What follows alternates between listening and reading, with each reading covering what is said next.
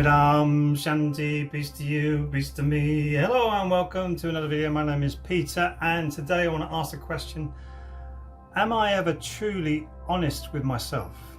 Am I ever truly honest with myself? Now, I am a Virgo and really critical, highly critical of myself. So I would say, yes, I have been honest with myself in the past, but there's been times, especially when it came to learning about music production, when I would go, I just leave that little bit, it's okay. And it wasn't okay. It just was not okay.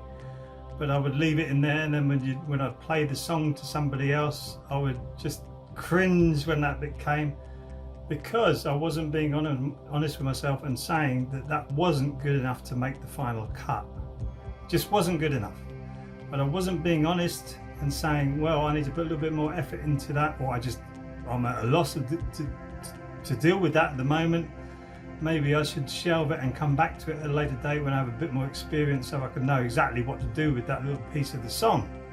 No, I wasn't being honest like that. I was saying, no, just let it go, let it ride. And it's not being honest with yourself when you do that, when you just half-assed is the word. When you do something in a slapdash manner and you're not being honest with yourself, you're not being true to yourself. We all have amazing capabilities and amazing talents. No matter what position you're in physically or mentally, you still have so much to offer and such amazing talents. I was watching a gardening program and there was a lady who was born with thalidomide. She had just no arms, just hands, and no thumbs, so she couldn't grip.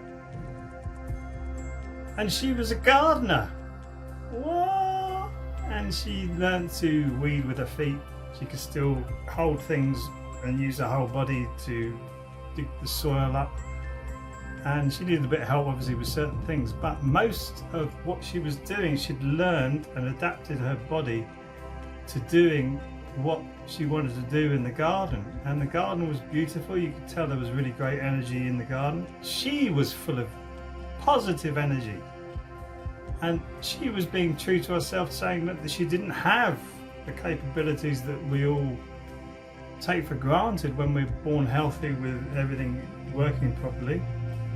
She realized that she didn't have that, and she worked with that. And she was being honest with herself to say, well, there's limitations within what I can do, but what can I do? What can I do? Being completely honest with herself and creating this amazing garden and being able to grow food and weed and then pluck all the weeds out, plant with her feet. Incredible to see, absolutely incredible to see, very inspiring. So that's being true to yourself. There's another guy who does the rounds as an inspirational speaker, who's just literally got very tiny limbs in his arms and his legs. And he speaks and inspires people to live a better life. He's being honest with himself. He can't do anything else, really, in his material world, and he's learned how to inspire people because of that. Because he says, I'm not going to give up. Why should you give up? But I'm being true to myself. This is how it is. This is where my body's at. This is what I'm going to do. I'm going to get out there and inspire more people to live a better and more wholesome life. So that's starting to be true with yourself. So when you do something or create something, are you happy with it? It doesn't matter whether your boss is happy with it, or whether your peers are happy with it, or whether your audience is happy with it. Are you happy with it? Be true to yourself, be true to your heart. It's so important. We are heart-based beings, and when we become true to our heart and how we actually are, that's when life starts to open up and the magic starts to happen. When you're lying and not being true to yourself, that's when everything starts to look a little bit shaky, baby, a little bit dodgy. Well, yeah, we can ride that one. I did it for many years. And that really is not making any building blocks for you to build a better life. And that's really what this is all about, is all of us empowering ourselves with knowledge and wisdom and understanding to build better lives. And to do that, really, you need to be honest with yourself. It's like I'm no spring chicken. I know I'm never going to go on to a program like Pop Idol or any of these music programs where young people are there. Young music is a young human's game, a young woman's or a young man's game.